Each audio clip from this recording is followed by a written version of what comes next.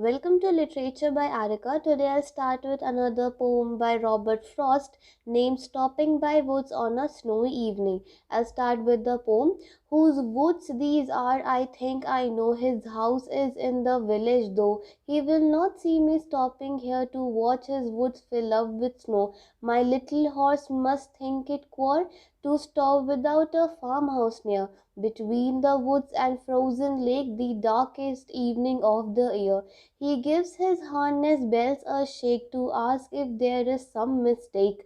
The only other sounds the sweep of easy wind and downy flake. The woods are lovely, dark and deep, but I have promises to keep, and miles to go before I sleep, and miles to go before I sleep. The writer's introduction is in my bio. You can see on the link.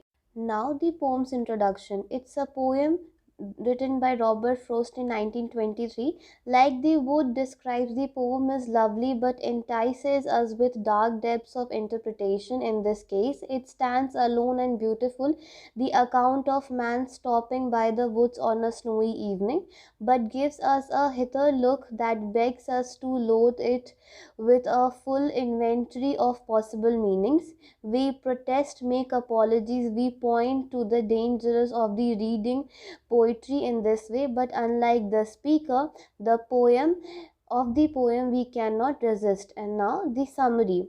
The opening line of this poem provides the setting and intention. It is winter and snow is falling. The speaker is in the woods. The woods belong to someone else, but that person is elsewhere. He will not mind the speaker stopping to observe the snowfall.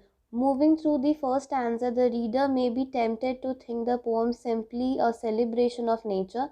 After all, the speaker has no reason to stop other than to marvel at the beauty and silence of snowfall. However, line 8 brings some darkness into the poem, and with reference to the frozen lake, cold settles on Frost's words. Sounds, particularly quiet or silent sounds, are the focus of the next four lines. The speaker hears his horse's sleigh bells and the wind, but the wind is subtle. Even in alliteration or repeated use of a sound such as S in sounds and sweep suggests a quiet hush while evoking the essence of wind. The next two lines pull the focus away from simply observing nature and back onto the speaker, who wants to explore the woods further. However, his obligations prevent him from venturing into the woods because they are deep, dark, and potentially dangerous. He might get lost or meet with some worst fate that would make it impossible to fulfill those obligations. Here, the reader gets the first sense of speaker's responsibilities. He cannot abandon those who rely on him to do as he wishes to enjoy the beauty of nature, and vice versa. The last two lines of the poem repeat, making them as important not only because they are the last two lines but because they repeat, emphasizing the idea.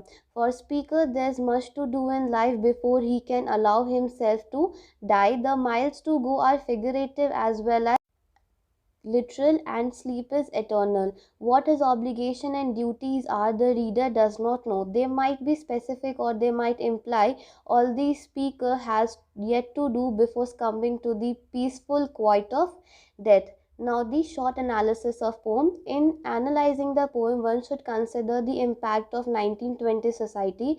The roar had begun already when the poem was published in the 1920s. Life was moving at a breakneck pace compared to World War One, and industry was encroaching on nature. People revered and feared nature in equal measures, as shown by this poem. The speaker wants to explore the woods but is deterred because the dark is dangerous.